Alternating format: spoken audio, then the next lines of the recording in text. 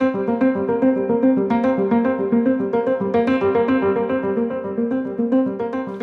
and welcome to King's College Cambridge and the podcast Kings of Curiosity. We're here to take you down a road of discovery as we talk to some of the brightest minds in Britain today to understand what they're doing and why their ideas could help us understand our world more clearly and hopefully make it a better place. I'm your host, Gillian Tett, and I serve as Provost of King's College Cambridge. And I took the role because I wanted to champion the next generation of students and researchers. Our thinkers, scientists, artists and writers are national treasures, and we should be celebrating them, supporting them, and yes, of course, funding them if we want to imagine a better future. So today we're sitting in the home of Alan Turing, and we're going to be talking about some of his brilliant creations, or rather the aftermath in the world of artificial intelligence and digital tech. But we're doing it in a slightly different way, because many people, when they think about cyberspace, think about tech bros, people like Mark Zuckerberg or Elon Musk. But Christine Lagarde said many years ago during the financial crisis that if there were more Lehman sisters, not just Lehman brothers, finance might look quite different. And the good news is that here at King's, we have some tech sisters coming up, as it were, who are providing some subtly different perspectives on how tech is developing and challenging us all to think about it in a fresh way and perhaps in a more inclusive way as well. So today I'm joined by two of our King's Fellows, Professor Alice Hutchings, who's a computer scientist who works on ways to combat cybercrime. That's something we all need to learn about. And Professor Jude Browne, who is head of Cambridge's Department of Politics and International Studies, and also the Jessica and Peter Frankopan Director of the University of Cambridge Centre for Gender Studies. But she's maybe best known by her tag in looking at feminist AI. So perhaps I can start with you, Alice. How on earth did you get to where you are today? Because you're actually originally from Australia, aren't you? I am, yes. I came to Cambridge 11 years ago. I now direct the Cambridge Cybercrime Centre, and here we collect data at scale and share it with other academics. But before I came to Cambridge, I was working at the Australian Institute of Criminology, doing cybercrime research, and before that I worked in intellectual property, in private investigation. Well, it sounds pretty glamorous, being a cyber sleuth. Is it a bit like the Hollywood movies where you're rushing around and chasing down criminals and jumping out of windows and things like that? No, I'm afraid not. It's all very desk-based. There's a lot of data, but yeah, unfortunately very little apprehension. So it's not like a Bourne movie or anything like that. But are there many women involved in that world, or is it mostly male-dominated?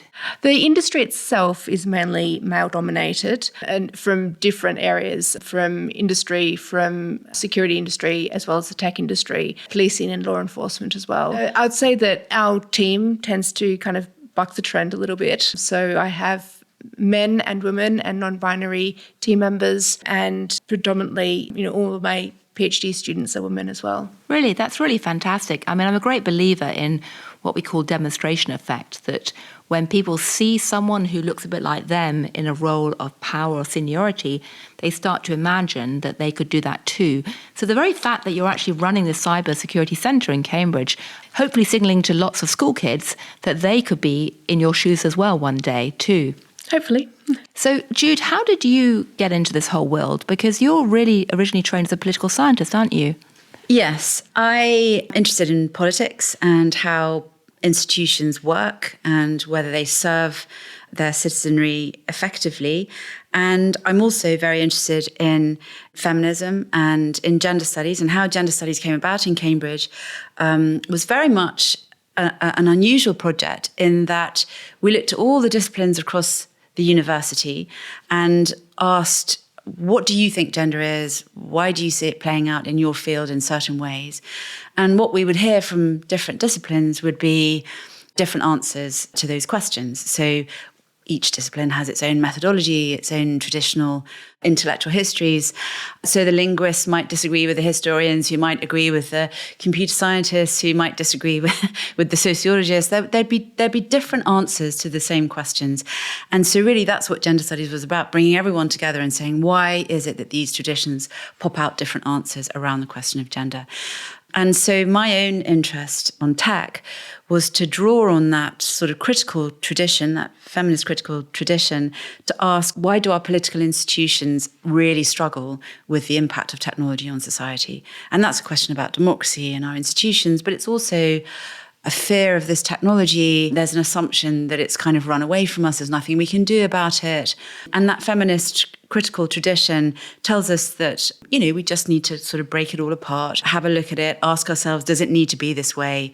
And, what might a different future look like? So that's really how I brought these two interests together.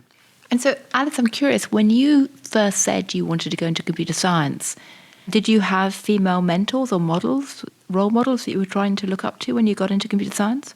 No, so I actually went into social sciences before I joined computer science. So my background's actually more on the criminological side of cybercrime. So how do you think we get the next generation of female students to really jump into computer science?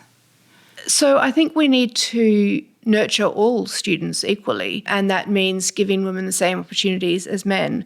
And we've also had an amazing history of transgender women in computer science who've made significant contributions to technical development, such as Sophie Wilson. Well, one of the bitter ironies about this is that when computer science first emerged in the 70s and 80s, correct me if I'm wrong, in fact, initially many people in America thought it was essentially an extension of being a secretary. And so women were quite well represented initially until it began to become a field of power, if you like. I think it goes back even further than that, in that, the early computers were women who were coding, and they've been written out of history. And as we see, as salaries within computer science have gone, actually not sure about the causal aspect here, but as more men have gone into computer science, the salaries have risen, they've been more valued, and women have been more pushed out. Well, that's such a great point because, of course, we had people like Ada Lovelace who were very involved in the development early. We had that brilliant film Hidden Figures, which I know has inspired a lot of kids, about the role played by black women in developing the space race in America. So there are a lot of antecedents, aren't there, from the past?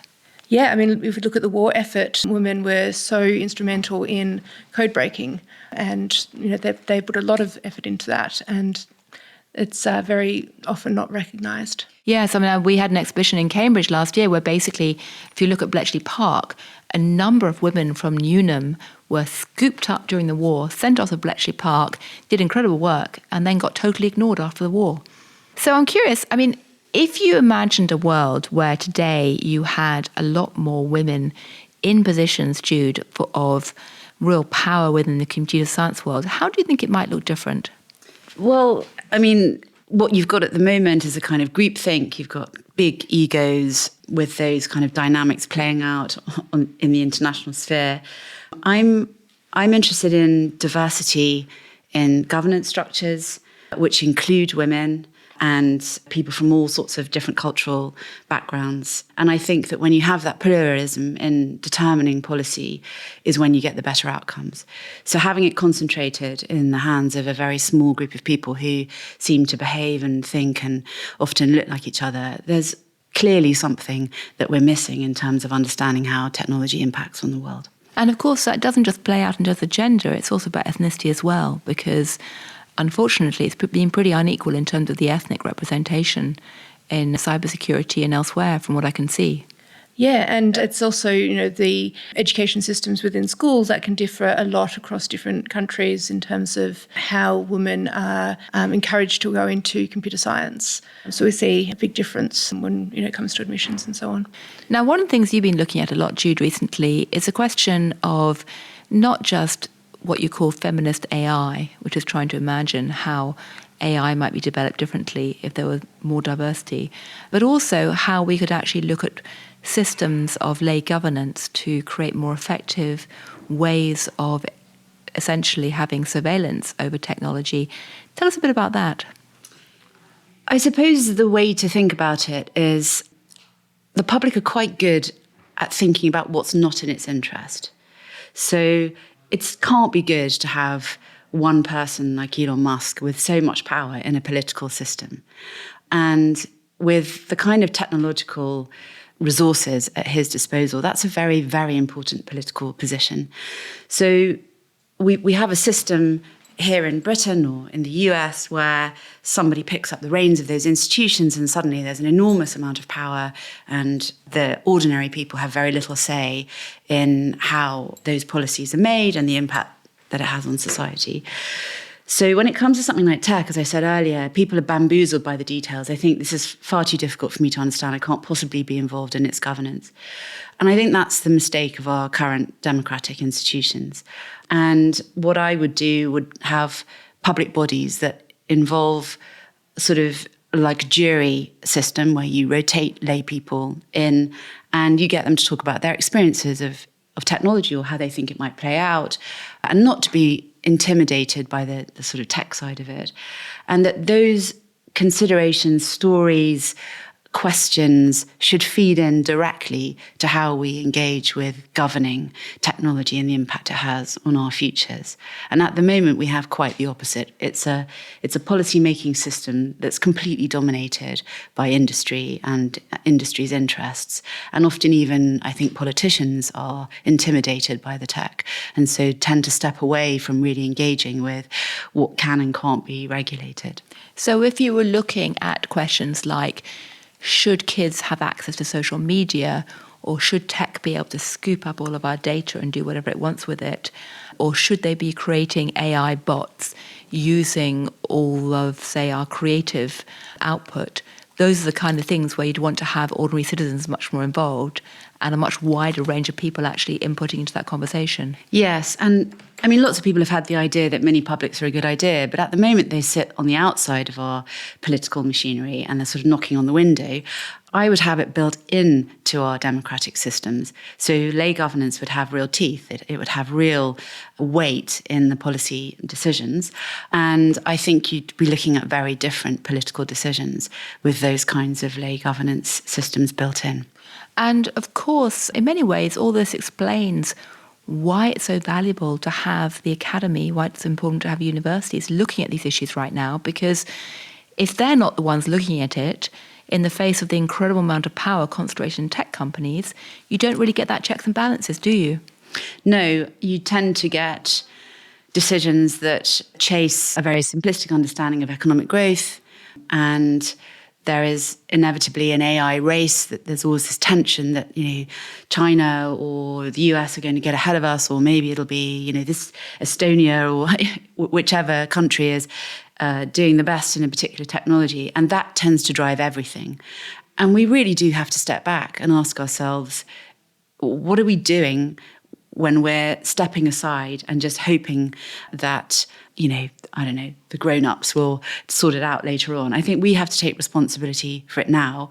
And the best way, I think, of doing that is to build this lay governance in at the roots of our policy making. At least it would shift the dial on what we understand as public interest. At least it would tell us very clearly what people think is not in the public interest. That's a good place to start, even if we can't come up with very finessed answers on what the ideal society looks like. We don't need that in order to do a lot of great work. I mean, it seems to me that in some ways you're acting almost like the conscience of society today and actually trying to talk truth to power to tech companies in a way that, frankly, most people can't today. And unless we have the universities really doing proper research in this and actually standing up and translating it to the wider society in ways that the tech companies don't always want, we're going to go down the road of just being completely dominated by a few ultra-powerful tech oligarchs. Absolutely. And the more this goes on, the more that policy doesn't happen, the more likely, I'm afraid to say, that we lose any sort of societal control over the sorts of places we want to live in, how we want our children to grow up, what kind of jobs we're going to have in the future, how we move around, how much surveillance we're subject to. These are very, very, very important political issues, and we're sort of letting go of the possibility of impacting on them. Well, so in some ways, the message to anyone listening is if you're concerned about what tech's doing to your kids, support the people who are trying to actually shed a light on it properly inside universities right now. Have you ever had any of the tech oligarchs come in and talk to your Centre for Gender Studies or engage with your feminist AI vision? Because frankly, I'd love to bring in Elon Musk or Mark Zuckerberg and let you have at him. I'd very much enjoy that. That hasn't happened yet, but I'd be very open to it, of course. Well, Elon Musk, if you're listening, come on in. We'd love to reach you and welcome you, because we actually do want to engage. One of the things you've been trying to do, isn't it, is really engage in dialogue across the different political divides and different areas of society as to how we actually engage tech. Because being inclusive doesn't just mean inclusive in a gender sense. It means being inclusive across all the different parts of society today. Absolutely.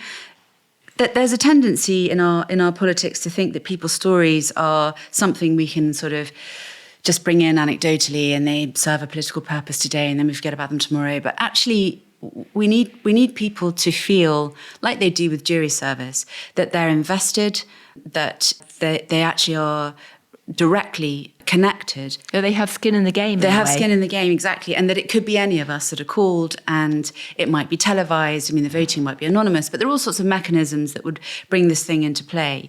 But that means all stories, all backgrounds, all experiences, they all have to be in the mix for us to be really informed. And I think just having the odd focus group or doing a bit of polling or that just mirrors what people already think. You need them to be in a deliberative process where people are given evidence which differs from each other. You know, you're challenged, you have to really think it through, and you probably come out of it thinking differently to the way that you thought going in, but you're informed. And that's the best of decision making. Well, I can guarantee that if any of us were suddenly called in to do quasi-jury service in providing our input into tech policy making, we would suddenly start actually reading the fine print in all the contracts that we're given online when we sign up for anything. We just all skip through and say, do you agree? And we all go click yes and ignore it all because we think it doesn't matter. But we'd actually have to start engaging, wouldn't we? Absolutely. I think it would change things really quite fundamentally. Yes, because one of the problems, of course, today is, we all just put such blind trust in technology without understanding it.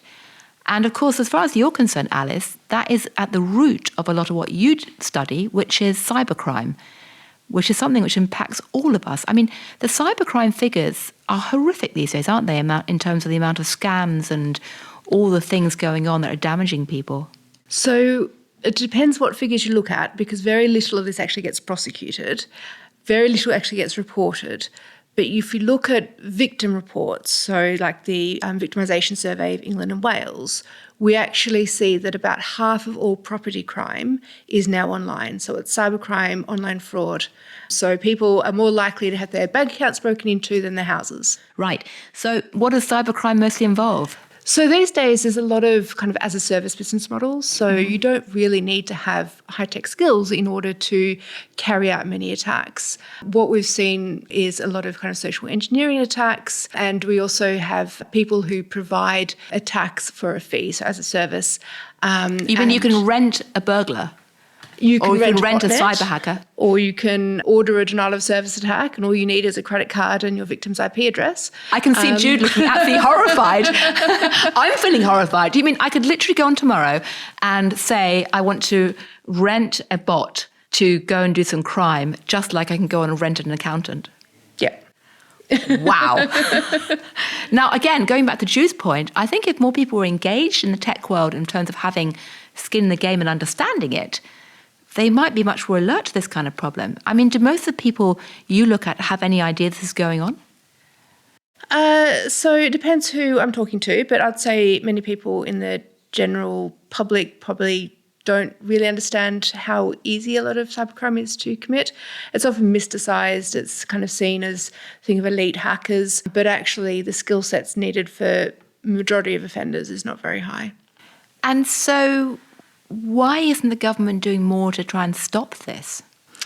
Well, one thing is a data problem, so you can't report cybercrime to the police. You can't report cybercrime to the police? Why not? Because they'll go and tell you to report to Action Fraud, which, despite its name, does not just deal with fraud, but also cybercrime, but also takes no action. So they will collate reports and they'll try and see if there's matches and see if they can kind of escalate things. But the majority of reports that they receive, it will just go on file. So it's just basically whistling in the wind. I mean, anyone who's ever been victim of this must feel pretty angry.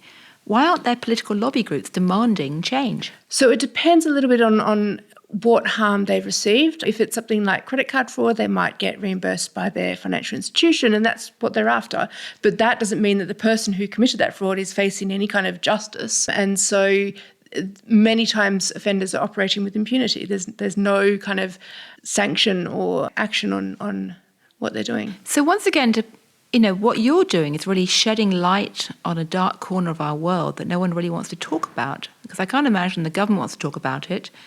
And I'm sure that the tech companies don't want to talk about it either, do they? No, they don't want to be associated with crime. So in some ways, if it wasn't for people like you at universities actually trying to study this and analyse this, is there anybody else who'd be doing this kind of work? There are people who work in like victim support, for example, who will support victims, but often, we have people contacting us and they don't get anywhere in terms of the experiences that they've had and how to kind of make that wrong. So for many people, we know for certain types of fraud, like advance fee fraud, people lose their life savings. They're too scared to talk about it with their families. Their children have lost their inheritance. It causes a lot of conflict within families. So yeah, it can be quite disastrous, but they don't really have anywhere to go. Wow. And I mean, my heart bleeds at the thought of all the human suffering that's basically being swept under the carpet because we don't have an engaged citizenry actually feeling like they have the right to get involved in tech policy. Is there any attempt to collate the data that you're collecting and actually go to governments or get involved in activism in trying to either highlight the problem or demand change? So people have been trying to ask for change for quite a while.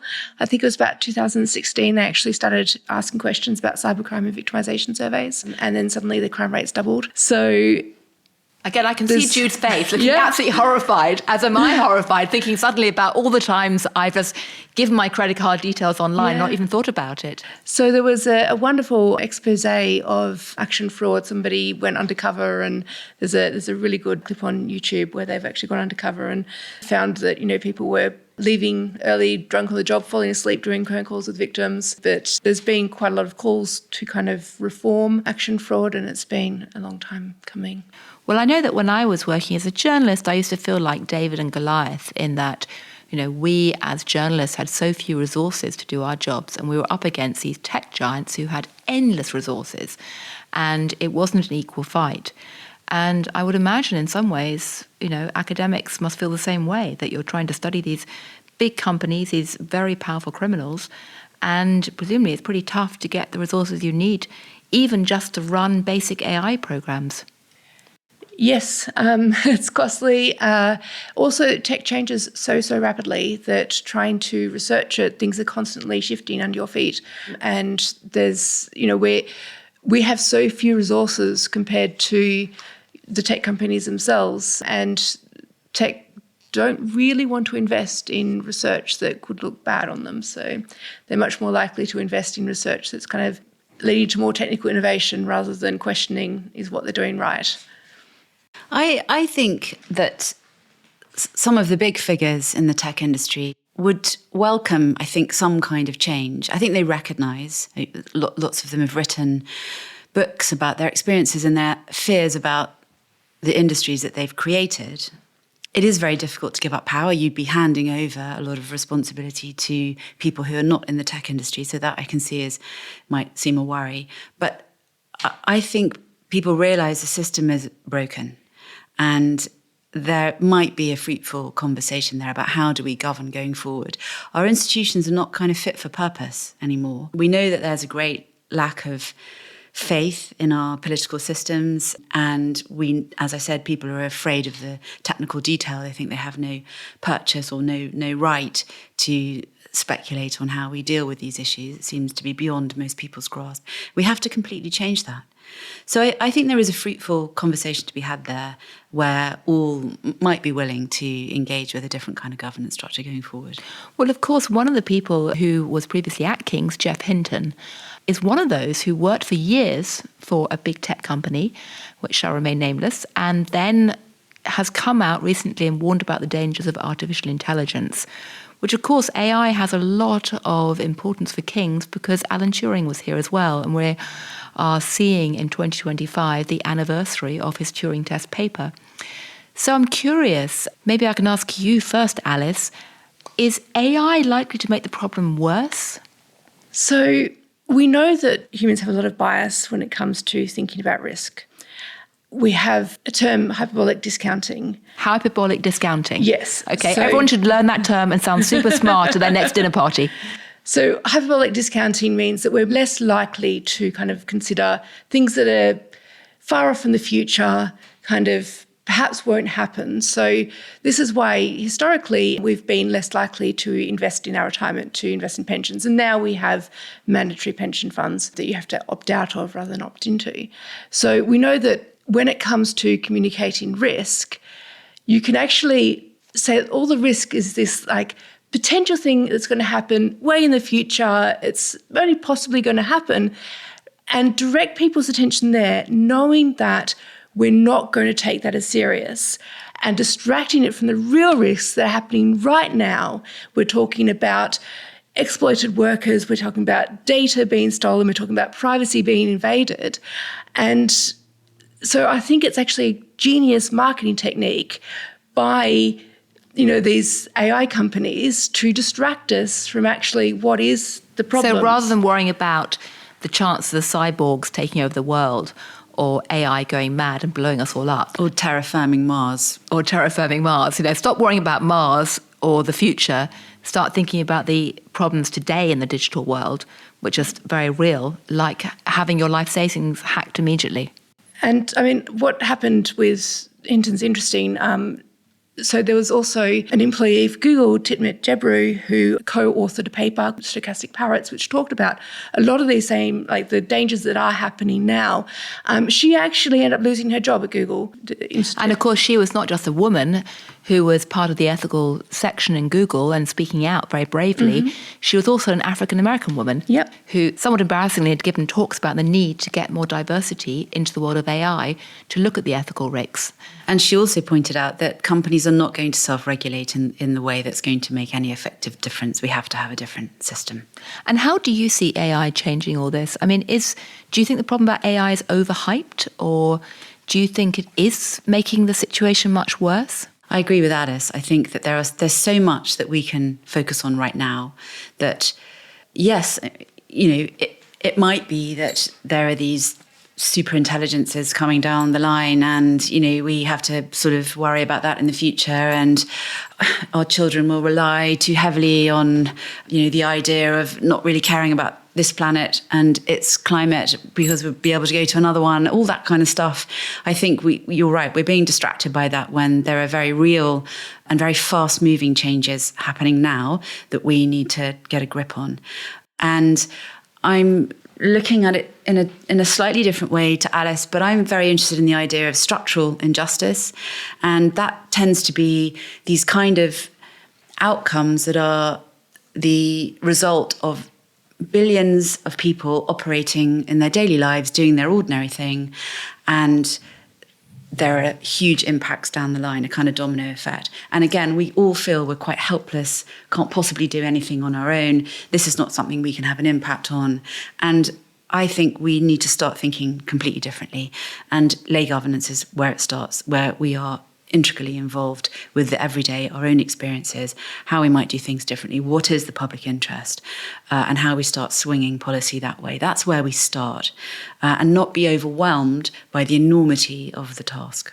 So rather than feeling steamrolled by the robots or the AI bots, we need to actually stand up and get engaged and start looking at it much more immediately. I mean, funnily enough, I think talking about cybercrime is one way to actually get people more engaged because it's so immediate and impacts on them and creates a sense of urgency, doesn't it? But are you seeing that when you look at the AI programs that are coming out, what kind of output do they have? Are they good, bad? So a lot of them depends on if they're, local models, but a lot of them will involve inputting a lot of personal details. There's a lovely book, I think it's called Everybody Lies by Stefan Stavovich, and he talks about the private face and the public face. So the public face is what goes on your social media, and your private face is your kind of innermost desires, what you don't want the general public to know about. However, people, and of course he wrote this book pre kind of large language models, and he talked about this in the context of Google, that people input a lot of data to Google. They're searching for their innermost fears, desires, things that they wouldn't necessarily even put in a diary. But what we see with a lot of these kind of chatbots is that they're requiring even more data to be input. So it prompts users to divulge more, to say, would you like me to discuss something further about this question that you have? And so I think it takes it that one step further in terms of erosion of privacy. And we're most likely going to see even more personalised chatbots that will be able to use data like this to become the closest confidant, but you don't know what's happening with what you input. So in a way, we're encouraged to bare our souls to our bots. And when we bare our souls, inevitably we basically reveal our demons, not just the angels of our better nature. And if it's always the demons that are fed into these AI programs, unsurprisingly, they spit out pretty demonic results. And I think also it can be used for manipulation. There's ways that the kind of outputs, what it feeds back to society, is used for manipulative purposes.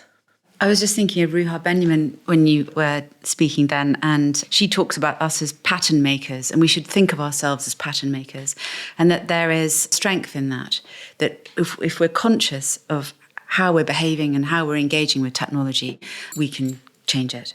Well, I was very struck recently by a story in America of a boy who got onto an AI program and had a bot which was linked to Game of Thrones that essentially hoovered up some of his data, and because he was feeling, depressed and unhappy, ended up eventually prompted him to commit suicide, according to the allegations in a court case. Now, the court case has still got to go through, but the idea of these bots hoovering up the worst aspects of human beings and distilling it and feeding it back to us, in some ways is like our very worst echo chamber of our worst feelings, isn't it? Yeah, and our information systems become poisoned. What do we believe, a bot or what's happening in the news? Everything seems to be a bit biased these days. And do you see any signs, Jude, that any of that is being controlled by the tech companies, or that the people developing it are trying to think about the harms as well as the benefits? I think they do. I mean, to be fair, I think they do think about that. But at the end of the day, these are products. And they're products that we find very tantalizing. I mean, ChatGPT seems to be very authoritative, and you ask it a question and it gives you an answer authoritatively. And of course, it's just a probabilistic algorithm that puts one word in front of another according to what it finds, out there in the internet. So it's not authoritative at all. So as long as we're using it, and we're supposed to be the responsible being using it responsibly, they will keep creating those products for our consumption. It's a very simple equation. Well, I guess we're all addicted to the idea of customization and personalization, aren't we? Because it's so flattering. It's like each of us can have our own little digital elf or servant that's out there to do whatever we want. And of course, who wouldn't like that if you could choose that? Do you find that criminals are now using AI programs to try and impersonate people? Because there's been concern about bots essentially mimicking people's voices or doing other ways to copy people to create scams, aren't there? Yeah, so this is something that we do believe that people are getting better at social engineering through more convincing interactions. I do see it a little bit as a Red Queen's race. So as a Red Queen's race. So yes, you have to constantly stay running to stay in the same place. So it's not an arms race, but there's always this kind of regression to the mean. We see an increase, but then it just kind of goes back to a baseline. That baseline can continually be climbing, though, typically. But what we also see is better defences, and then we find ways to kind of get around those defences, and that leads to kind of, just continue evolution. And I have to ask a question. I mean, have you ever been cyber hacked yourself? Have you ever been a victim of cybercrime?